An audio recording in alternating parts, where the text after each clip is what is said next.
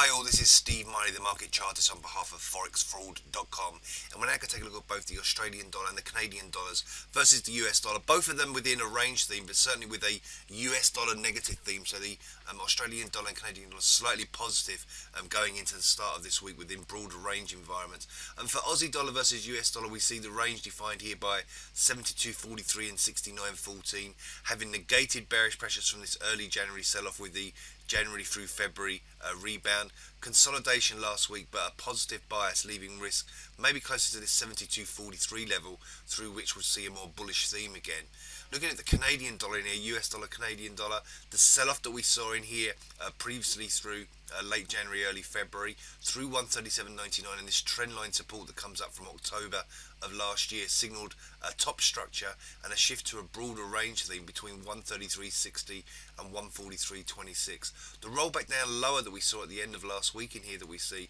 this little roll lower, lends a negative bias, so US dollar negative, Canadian dollar positive bias going into the early part of this week, and potential back down to the recent low. If we go back into the intraday chart, you can see this roll lower, risk back down towards 136.37 for a more negative bias within that broader range. This has been Steve Miley, the market chartist on behalf of ForexFraud.com, and I wish you a great trading week.